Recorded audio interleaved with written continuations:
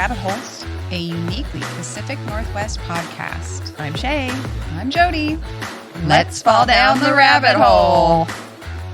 Hi, Jody. Hi, Shea. How are you doing today? I'm pretty good.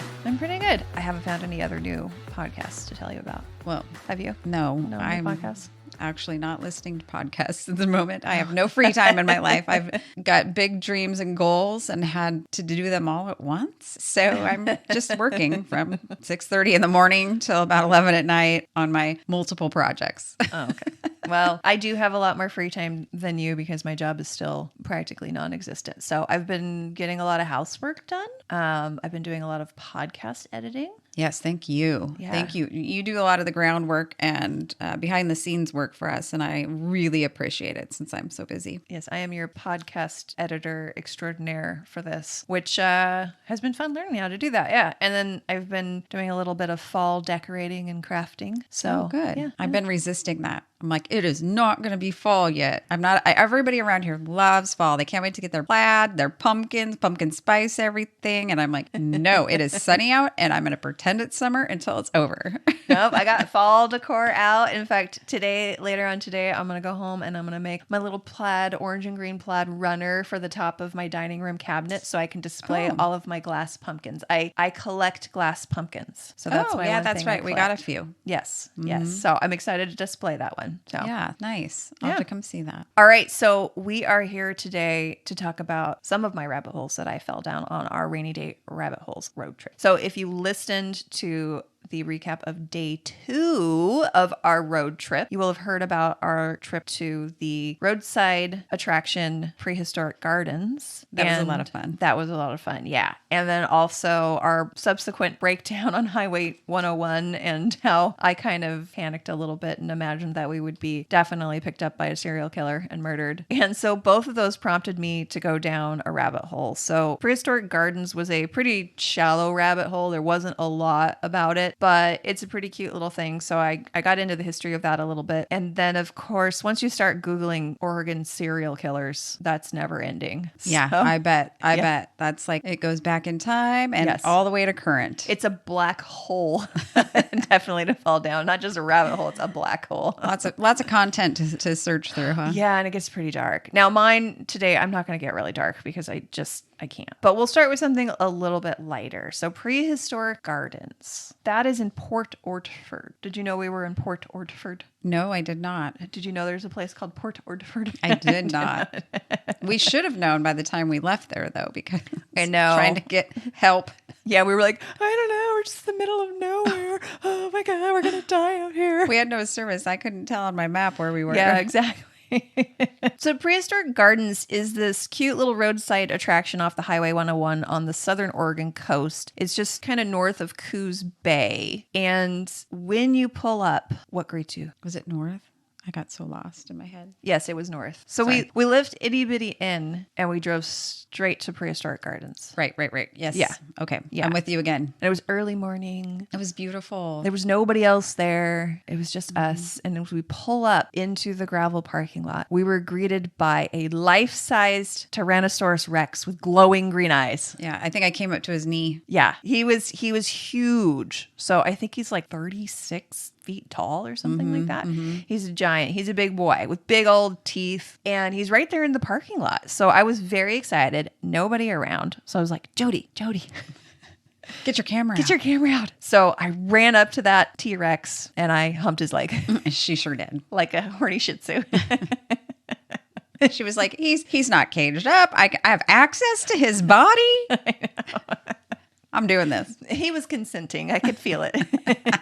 And apparently his name is Tiny. That's what the park has named him. So Tiny the T-Rex greets you in front of a lush, old-growth rainforest with giant ancient ferns, giant swamp cabbages, and wooden bridges spanning swampy trickles of water. So lurking amongst the shadows and the ferns are 23 life-size replicas of an assortment of dinosaurs. Everything from, now hopefully I say this right, a brachiosaur. Is that right? That sound right? It sounds right to me. This is when we should have the grandkids over there. I know. They're experts on this. They would be schooling Every picture I showed them, they knew what it was. Did they really? Yes. Oh, that's way more than I can say.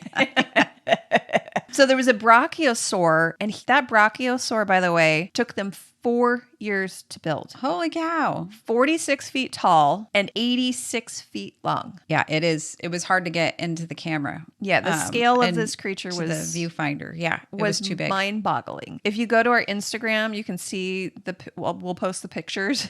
There's Jody standing in front of it for scale, and you can see this neck and head are just way above you. Mm-hmm. It's crazy. So there's everything from the brachiosaur to an armored ankylosaur. Mm-hmm. Did I say that one right? I think so. Definitely.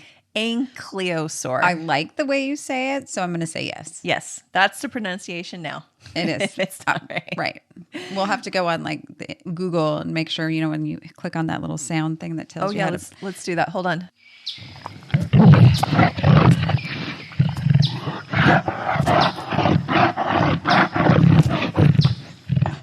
Well, that's not how to say it, but that's how you pronounce ankylosaur. Apparently, that's what they sounded like. They sounded like a very large pug or French bulldog. Yes, I was trying to find... Okay, hold on. Maybe if I look up ankylosaur pronunciation. Okay, here we go. Ankylosaurus.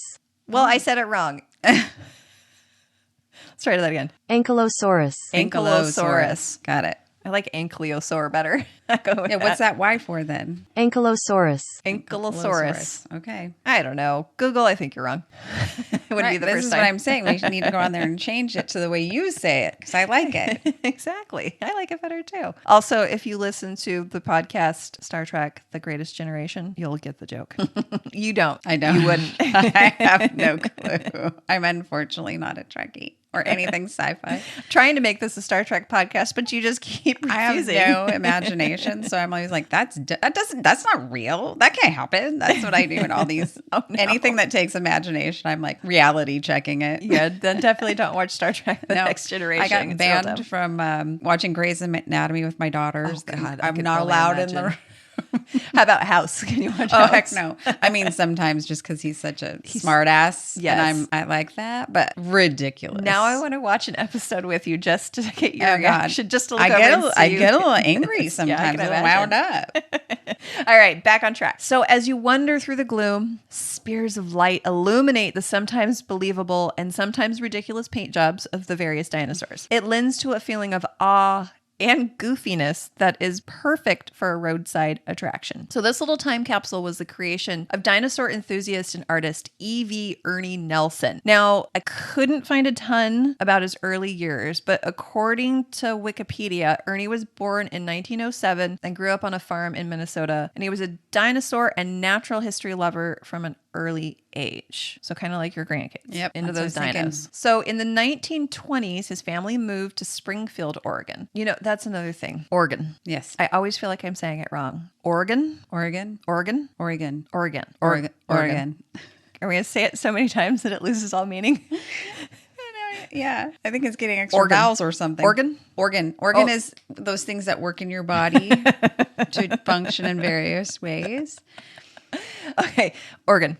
Moved to Springfield, Oregon. Okay, so one of his dreams was to become an artist. And according to Wikipedia, he was even offered a job at Walt Disney Studios. But this was during the Great Depression. So instead, he took a job as an accountant just because it was more financially stable. Wow. And he had a family at this point. So per the Gardens website, he also owned a mill machinery supply business. That sounds incredibly boring, just like being an accountant. So in 1952, or according to some sources, 1953, Ernie purchased a 26-acre plot of land, though I did read other accounts that it was a lot more land than that, but I don't care. Who cares? It's very large. And that's still a lot. And that's a lot of land the Prehistoric Gardens is on? Yes. Wow. And so first he burnt. Mm-hmm. He burnt it. He built a home and a gift shop. And then he soon started building the first of the 23 dinosaurs. So they're constructed of steel frames and chicken wire. And then he covered them with layers of concrete. Oh, concrete. I was wondering because you can't touch them. They're behind They're behind fences. So I was wondering, were they fiberglass? They're concrete. Concrete. Yeah, much to my dismay. You couldn't touch the dinosaurs. Right. Otherwise I would have humped every single one in there. She air humped them. I have video. I did, yeah. Again, Jody, get your camera out.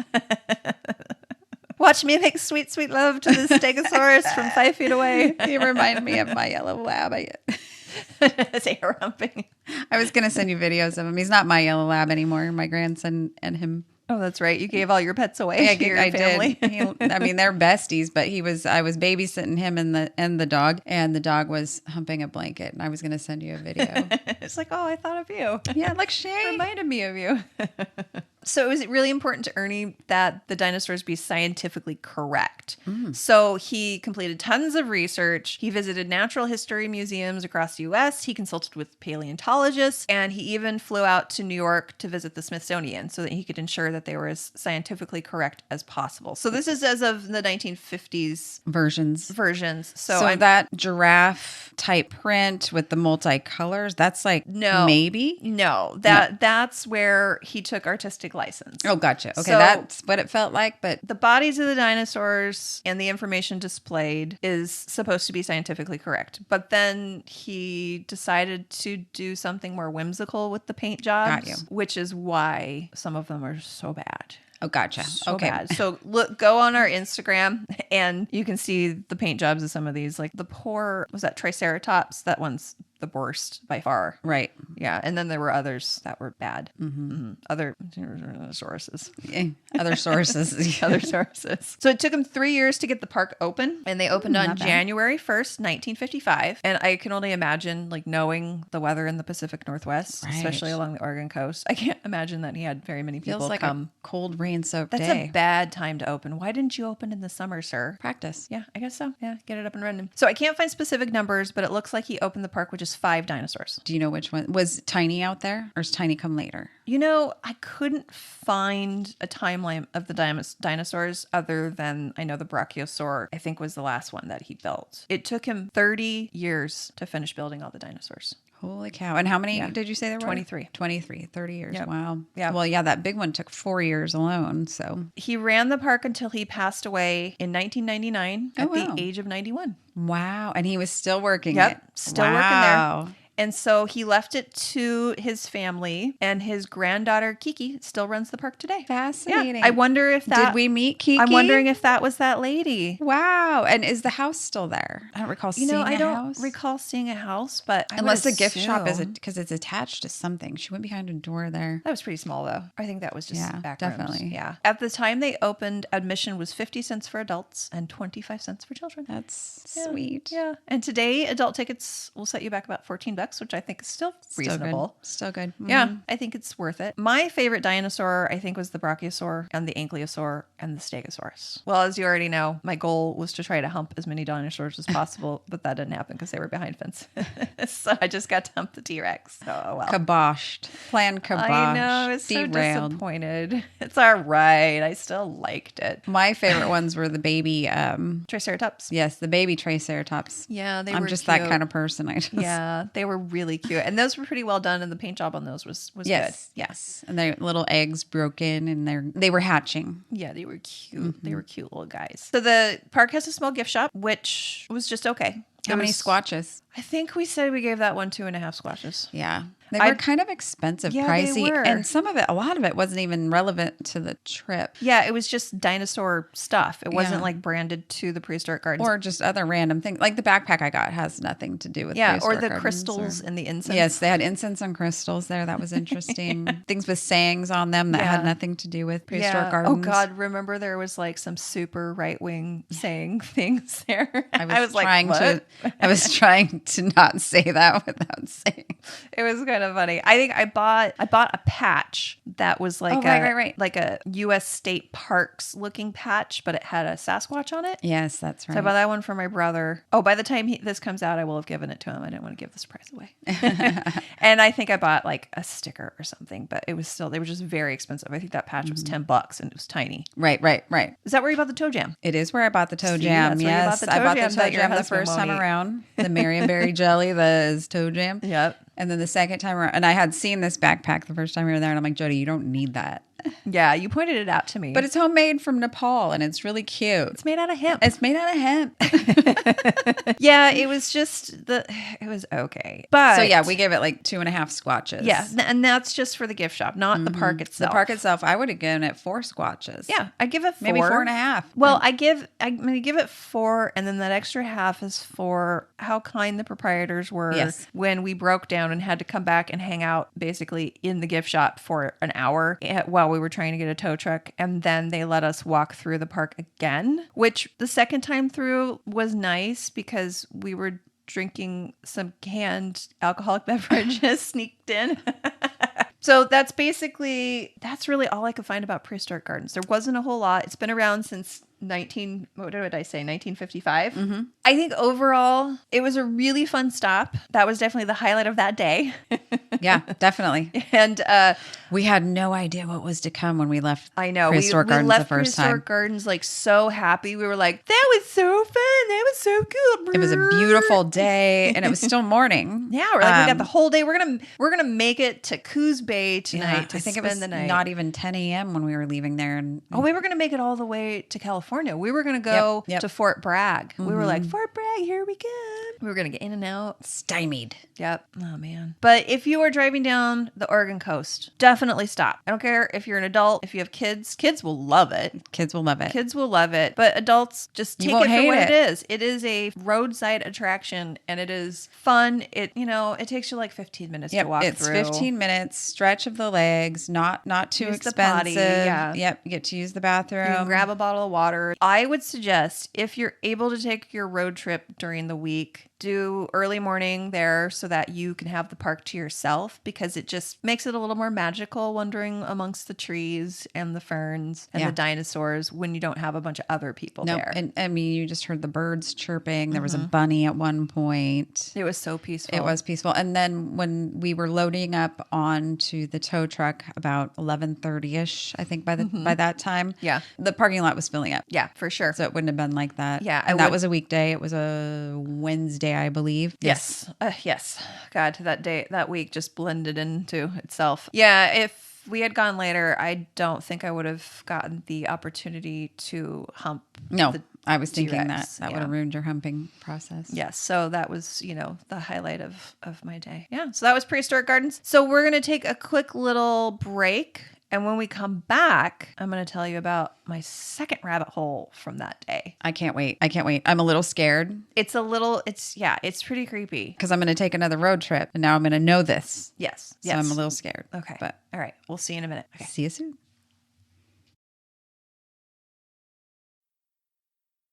All right, guys. We are back from the break. Jody had to take her pants off. Yeah, they were dirty. Oh, you know what? We forgot to tell everybody what we were drinking before. Oh, yeah. We've been really bad about that. Hold on. I got to grab the bottle. Okay. We are drinking today a 2021 Pinot Noir from Chris Baker. It's from Yamhill Carlton out of the Willamette Valley of Oregon. Great wine country down there. Have you ever done wine country down there? I have done Yakima Valley. Okay. That's it. Okay. Which I love. I love a Merlot grown out of the Yakima Valley for sure. I normally don't like Merlots, but the Red Mountain area over in Eastern Washington makes really good Merlots, but they're very expensive. They're all start at $45 a bottle. Oh. And yeah. I am too cheap for that. Oh, I'm not. No. But I have to hide it because my husband, there's always a special occasion. Right. This is really good. It's bold, slightly sweet. Yeah, I like their Pinot Noirs. Mm-hmm. That's kind of what that part of Oregon is known for. If you go down there wine tasting, you're going to taste a lot of Pinot Noirs to the point where you're going to get real tired of them. But I like it. It's been a long time since I've had a nice bottle of wine that's not boxed Chardonnay from Trader Joe's. We should consider doing the Red Wine and Chocolate Festival in February. It's in Yakima Valley, and they pair red wines with various chocolates. Oh, that and then you sounds go nice. tasting at different. We haven't gone in a long time. It's changed a lot since we were there. Is that usually Valentine's Day weekend? Yes. Oh, okay. Presidents and Valentine's. I mean, they kind of were close with the Okay. 14th, and then That's when the following- Festival of the Dark Arts is That's down in Astoria. Oh, that's right. Yeah. We Yeah. talked about it Yep, on yep, your yep. Astoria episode. Yep. All right. Well, enough chit chat about wine. Let's get back into this episode. On day 2, as you might remember from our recap, after we went to Prehistoric Gardens and had a lovely time looking at the dinosaurs, we got back in the car and we started motoring up the hill, and then the car broke down and we had to go back to Prehistoric Gardens. So we motored up the hill, and then we coasted And we back coasted down back it. down the hill, yeah. But when we were pulled over there on the side of the road trying to figure out what was happening and what we were going to do, I was thinking fuck. we're going to have to walk right back if we can't get this car started and rolling down the hill. And I'm like, we're going to die because it's a narrow, windy road and people are going real fast. People like me going real fast around those corners. So either somebody's going to hit us or we're definitely going to get picked up by a serial killer. I was more concerned about heat stroke, but yeah, you brought to my attention the serial killer, and I was like, oh, dang. Yeah. She's right. So I'm not a fatalist. I don't go straight to the worst, which is... Are you calling me a fatalist? Yes, you are a fatalist. Sometimes that's a safety instinct if you're a fatalist. Like I would be more likely to end up in trouble than you because I'm like a Pollyanna. Like I was totally calm through this whole thing because I'm like... There's people here. People will help us. They'll get us where we got to go, even if we have to whip out our credit cards. It'll be fine. And that's why when we got to the mechanic and he's like, I don't know. Yeah, no, there's no taxi, no Uber. I don't know how you're going to get there. Yeah, I don't know. You're going to be here for a couple days. Don't worry. Go to the Motel 6. You'll be fine. It's only 5 miles walking on Highway 101 with all your luggage. It's fine. It's fine. You'll make it eventually. He didn't even say that. He just did not care. No, he did not care. It was unconcerned. Not his problem. Exactly. So, fatalist me started thinking about the serial killer thing. And so I got kind of curious and I was wondering if there were any serial killers who operated along Highway 101, along the Oregon coast. And so I started Googling that. And the thing that kept coming up, because, the more recent stuff pops up first in the Google searches, was these stories about all these women who have been going missing and then turning up murdered around the greater Portland metro area recently. Like we're talking this spring of 2023. Oh, wow. And then there were stories about the man that might be responsible. Oh. So before we go deep into it, so this alleged killer, now he has not been charged with anything. He has not actually been indicted on anything. He's not been convicted of anything. Oh, so there's a suspect? He is a person of interest in this case. He is the alleged killer. Okay. Alleged. Mm-hmm. His name is Jesse Lee Calhoun. And that's the last time I'm going to say his full name because he's a piece of trash no matter if he killed these women or not. So we're just going to call him JC from here on out. All right. Yeah. I don't want to keep repeating his name. So he's a person of interest in the killings of 4 of 6 women that have been found in the greater Portland area this last year. So before we go any further, I want to state their names because obviously the victims of the crime are what's important here, not the piece of trash who allegedly perpetrated it. The first woman, her name is Kristen Smith. She was 22 years old and she was found on February 19th, 2023 in the woods of Pleasant Valley in Oregon. So she was a Gresham resident and her family had not heard from her since November 19th. 2022. Second woman. So she went missing about 6 months before she's discovered. Right. Second woman, Joanna Speaks. She's found inside a barn in Ridgefield, Washington, which is southern Washington, on April 8th, 2023. And her family had lost touch with her since March, and she left behind 3 young children. Ooh. Charity Lynn Perry, who's 24 and a resident of Longview, Washington, was found dead on April 24th near the Ainsworth State Park, which is out towards Troutdale. Along Highway 84 there. And then on the same day as Charity, an unidentified woman of Native American or Alaskan descent was found on the side of the road less than 3 miles from where the first woman, Kristen Smith, was found. Same area. So, yeah. And I haven't been able to find anything if she'd been identified. There was a very bad sketch of the woman? Of this woman. It was not very flattering. I hope that, I keep adjusting my mic and it makes a lot of noise. I do apologize, everyone. Anyway, but I couldn't find anything else about if they had made any progress on identifying her. And then Bridget Leanne Ramsey Webster, who's 31 and a resident of the Milwaukee neighborhood of Portland, was found on April 30th near Mill Creek in Polk County. And then finally, Ashley Reel, 22, was discovered on May 7th near Eagle Creek. Now, I read a few reports that at least 3 of these women frequented the same area near Clackamas Town Center, which is a little bit further south of Portland I think it's on Highway 205. So all of these women were found somewhere in the same region, geographical region. Yes. So it's the greater Portland metro area, and Portland's really, really close. For people who don't know, Portland is really close to the Washington-Oregon border. It's just right across the borders. Like, in fact, people who live in southern Washington will cross the border to go shopping in Oregon because there's no sales tax in Oregon. Yep. So you get the shopping. Yeah, you get the no state income tax of Washington state, and then you can go get your stuff at Costco and not pay sales tax. I know whenever I go down to visit friends or family in Oregon, my husband's always like, all right, you're going to stop at Costco and pick up X, Y, and Z. Anyway, the man suspected of the involvement in the death of all of these women, the aforementioned JC, quite a piece of work. Now, the first thing that stood out to me is he was a resident of Troutdale, Oregon, which for those of you who are cosmic tripsters, you will know that that is the location of the best McMinimans of all of their properties, Edgefield. Edgefield is a sprawling property that has an old Masonic, well, it was a Masonic old folks home. We'll get into all these in our McMinimans episode. But anyways, it's a big property, very cool, great place to stay the weekend. And so I've been there so many times, and it kind of gives me chills to think that maybe one of these times when I was, driving through Troutdale, maybe this piece of shit was, like biking down the side of the road looking for meth or whatever he did there. You typically travel with a group of ladies to go to these McMinimans as well, right? Yes. Imagine you could have crossed paths with JC. Yeah. Creepy. Anyway. Were there any themes to the women? So I tried to dig into the background of these women more, and it was really hard to find much about any of them. When you go on Facebook and look, what ends up popping up is just the news articles. I found the obituary for one of the women, and it looked like she had a partner. It looked like she was a lot of fun and a happy person. There was a lot of people who left thoughts on this, like you can go to this website and you can leave your stories and pictures and stuff about the deceased person, and looked like she was very well loved. Now, some of the other women, some of the news articles mentioned, like one of them had struggled for years with substance abuse disorder. Another woman seemed to maybe occasionally experience homelessness. And then one of the women also had a lot of struggles with mental health. That leads me to believe that maybe these women were a little more vulnerable.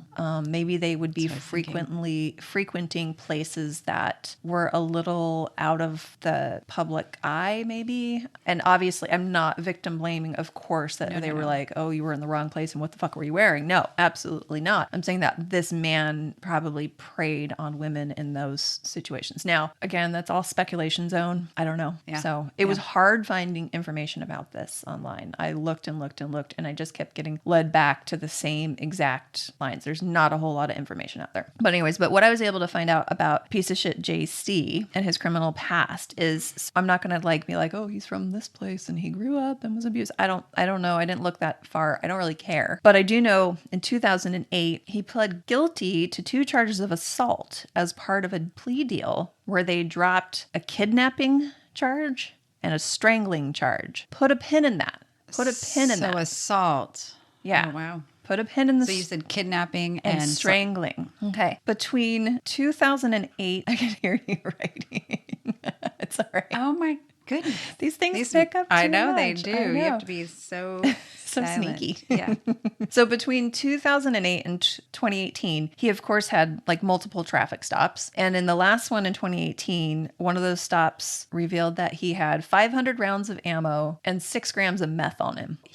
So drugs and guns. He went to court for that. And then he was waiting for sentencing and he was out. And, these things take forever. So it was like a year later that he was supposed to be sentenced. So before he could be sentenced... Wait, he was in jail waiting sentence? No, he was free? out. He was Free. free. Mm-hmm. Yeah, because that's kind of how it is. They're like, well, be a good boy and show up for your sentencing later, but, kill 5 people. Go along. Mm-hmm. So before he could be sentenced for those charges, he was convicted of assaulting a police officer and, get this, strangling the canine officer, the dog. He strangled the dog? He strangled the dog. That's the thing that got me the most. How did he get a handle on that dog? Well, I'm assuming the dog was coming at him and he stuck his hands out and grabbed it and was trying to choke this poor dog. Lucky, or he is severely talented.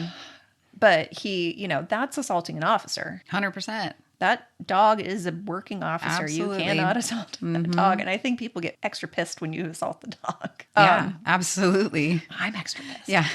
More so than the man, the officer. Right? Yeah. Right. So anyways, do we see a pattern here? Strangling, assault. Yeah. Okay. He was in prison and his original release date was June 30th of 2022. But I don't know if you remember, in 2020, Oregon had the worst wildfires in years. Yes. So there was a program where inmates would volunteer to go fight the fires, and in return, they would be eligible for a commuted sentence. So this was under Governor Kate Brown's program. That's and right. It brought a lot of A negative attention. negative attention. I'm not going to get into politics or how much my mom and her husband complained about Kate Brown. Anyway, it's not a political podcast. She commuted his sentence 11 months early on July 22nd, 2021. So he would have gotten out on June 30th of 2022. Okay. One thing I read said women started going missing 6 months after he got out, but then another thing said that the women didn't start going missing until after his original sentence date,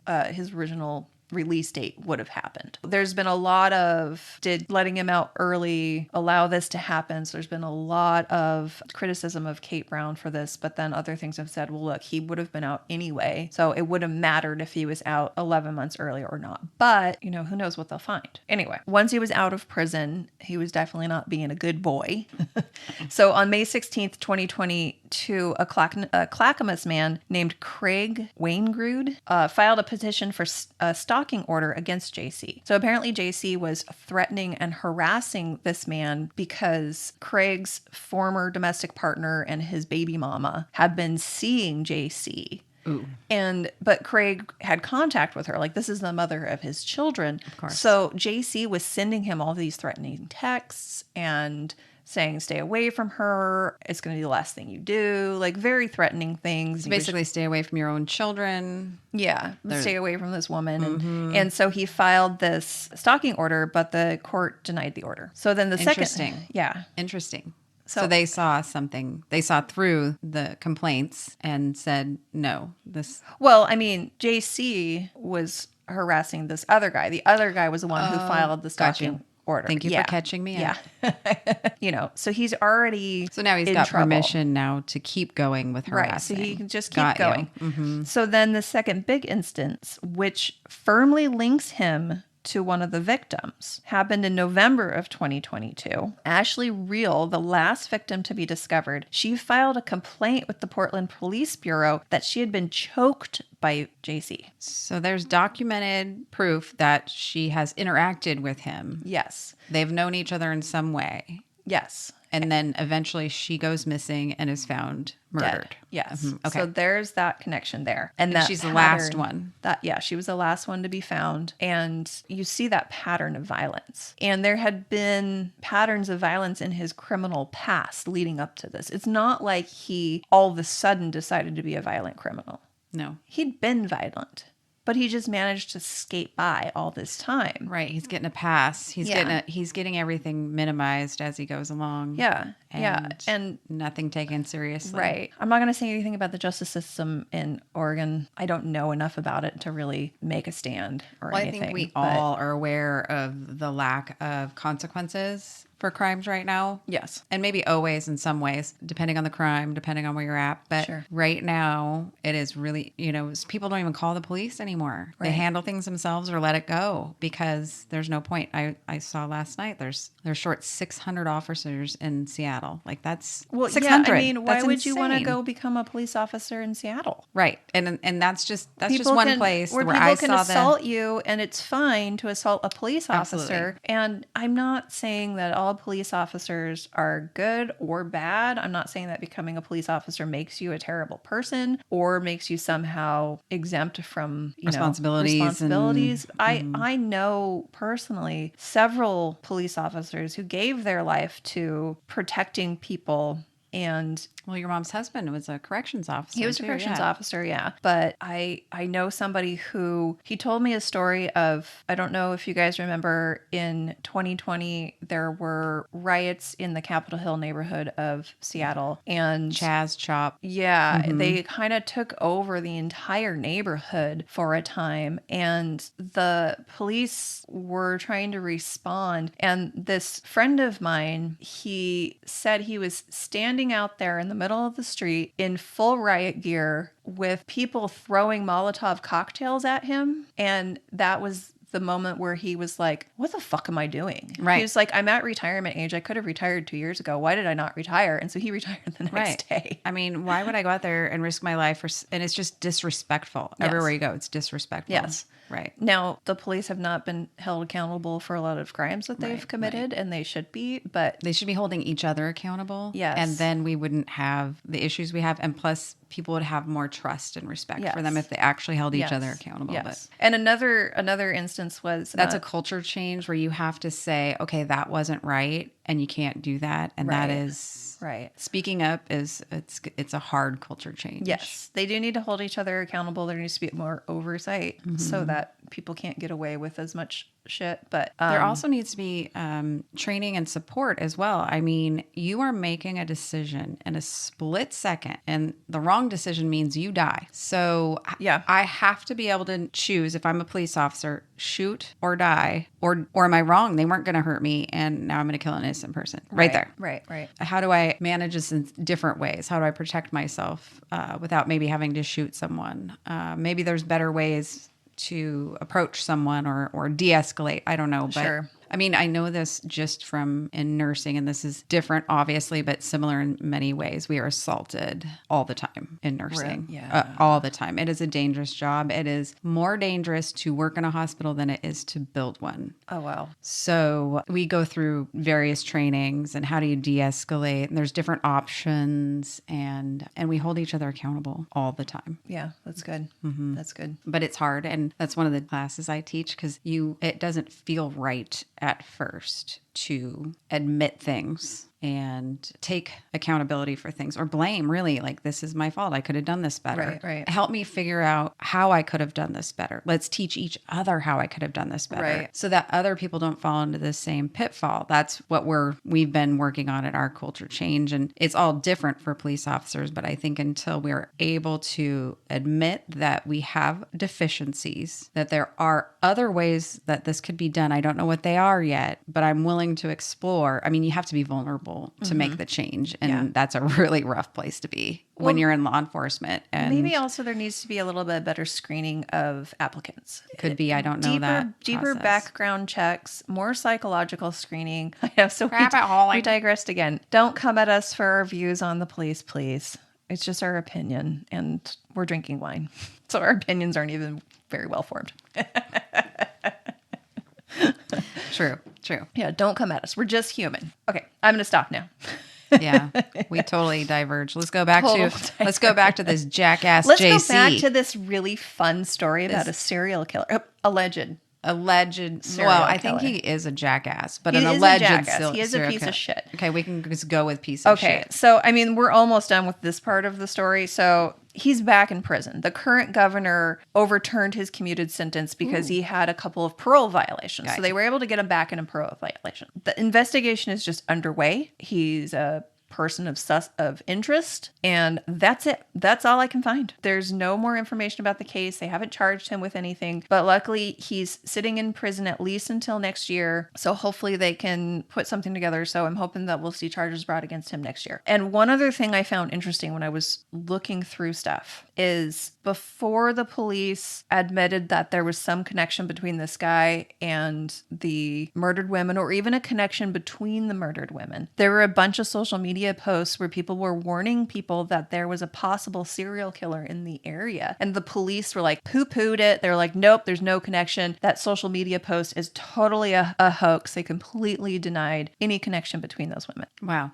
But now they're like, yeah, we think they're connected, and we think it was all one person. So if they know about the possibility of 4 to 6, then, and think about in what a short amount of time that was. Yeah, that's what I was thinking. All of these are within like a 6-month period of time. Yeah. What did he get up to before he was in prison? And did going to prison inspire him to up his game? I mean, maybe it's he where you just go to learn how to be a better criminal, for right, sure.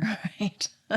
Yeah. So anyways, but that's it. That's all I know about the missing women or the murdered women of Portland. In that case, there's been no moniker assigned to him. So that's Thank God. good. Yeah. I'm glad. It glorifies. Monikers glorify the killers. Yeah.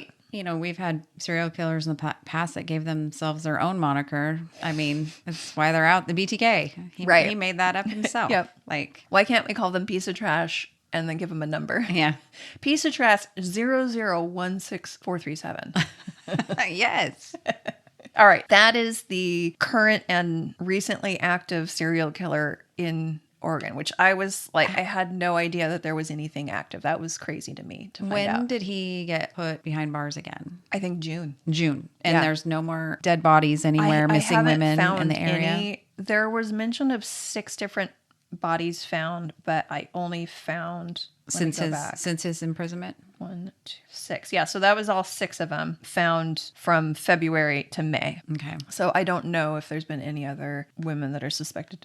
Can you find anything on the investigation, as in, do these women have DNA on them? Nothing. There's nothing is out there. Yeah. Yeah. I mean, it's an active investigation right now. They're very quiet about it. Yeah. Well, I mean, it's an active investigation. They haven't even brought charges against them. That doesn't usually stop media and others from finding out answers. Right. Well, I'm sure they're probably have a little bit of egg on their face from saying that there was no connection and that there was no evidence of a serial killer. So maybe they're just treading real lightly. If any of you guys have any information, obviously you want to contact your local authorities. This is a multi-county investigation because they were found in multiple different counties, but I think Multnomah is the biggest one. Who's doing the investigation? I think it's Multnomah. Multnomah, okay. Yeah, which brings me to a little sidetrack here. So my brother has a friend who is a comedian, and she started this amazing podcast called The Mueller Report, and she became very successful with it. She started her own podcast network, which I'm like, hook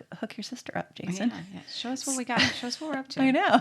We are beginners. I know. So he had dinner with her recently, and so he told her about our podcast that we were starting, and she gave some really good advice, but she really liked the subject material, the idea of the subject material. But she's like, what I really want to know is, why are there so many serial killers in Multnomah County specifically? Oh, another rabbit hole. So we'll have to investigate all the people. We should look into the socioeconomic factors of Multnomah County, as well as mental health care and kind of support. Mental health care. Because mental health care, somebody told me, like, you need to go down the rabbit hole of the mental institutions in Oregon. Oh, yeah. So there's a bunch of abandoned ones. Yes. You can go visit. Oh, my goodness. I was just going to say that. I have a friend that I worked with at the VA when I worked there, and that was his passion. He was from Oregon, and he showed me online all these. Really? Yeah. Oh, we got to do it. And he would go to them. Yeah. Oh, my gosh. Definitely. That's a great rabbit hole road I will trip. tell you, I did my clinicals at Western State here. I was, that was my mental health clinicals. I was in the not guilty by reason of insanity section for a whole semester. And it is it's frightening to be there when it's not abandoned and empty. I can't even imagine what it's like. I mean, the people there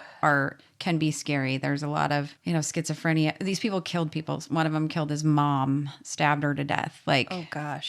These are frightening people, but the clanking of the bars, the doors as they close, everything's sterile and metallic, made of steel, but it's, the paint's falling off. And I mean, it's just, it's already a frightening place. Yeah. When it's inhabited. The buildings are old. So to see one that is abandoned, I'm going to tell you, it's probably pretty terrifying. Yeah, and just especially they still have stuff in them like a gurney or linens that are rotting away. And to think of all of the horrific things that they used to do to mental health patients back in the day, that is just terrifying. Yeah. Anyway, lobotomies. We still do electric shock therapy. I know you were saying that. What about lobotomies? No, those ever done? Not that I know of. Not that I've been. No good old ice pick into the. No, but I did watch. I mean, I participated as a nurse in some of these electric shock therapies that we were doing.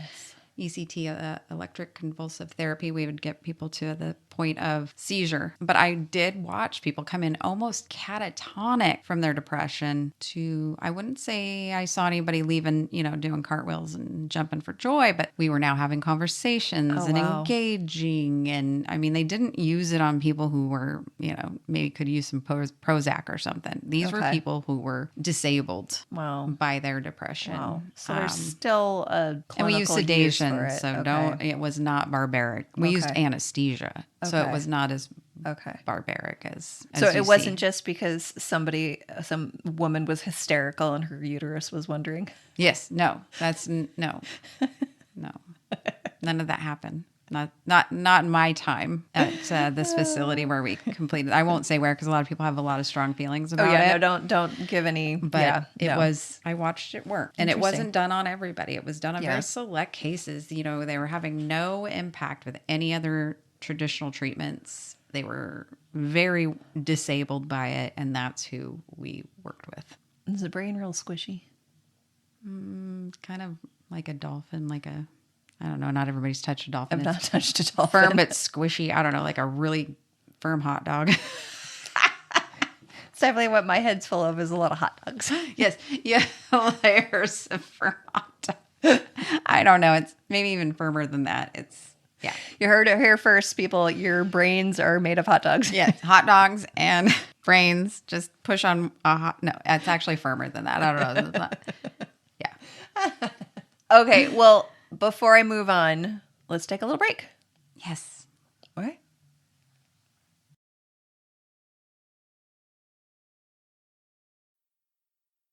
Okay, my friends, so we are actually going to stop here. This one turned into kind of a meaty boy, and it would be a 2.5-hour podcast if you listen to the rest of it, along with what we already heard about Prehistoric Gardens and Jesse Lee Calhoun. So please come back next week, and you can hear my super juicy part 2 of the Oregon serial killers. Rabbit hole. Yeah. I cannot wait. Oh, yeah. It's a good one. You're going to like it. It's kind of creepy, but it's good. And luckily, it mostly happened in the 70s and 80s, so it's behind us. So nothing to worry about. But anyway. So Oregon's safe from this one. Yeah, exactly. Please check out our Instagram at Rainy Day Rabbit Holes Pod, and you can see pictures related to this episode. And you can email Jody at rainydayrabbitholes.com.